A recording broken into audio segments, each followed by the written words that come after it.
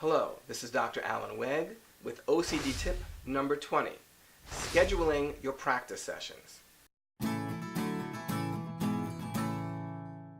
As much as it's practical, you really want to try to practice your OCD exposure work on a daily basis, sometimes even more than once a day. But for many of us, we lead very busy lives, and it's hard to remember or to find the time to do your exposure therapy.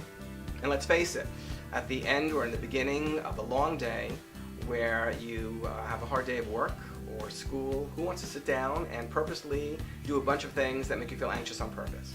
So best to employ what I call externalized structure. That is, creating a situation that prompts you from the outside and reminds you to engage in your exposure therapy.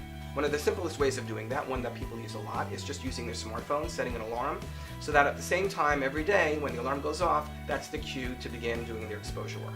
Alternatively, you can connect your exposure therapy with something that you do already on a regular basis. So for instance, you would practice your exposure therapy every day after dinner or just after you brush your teeth.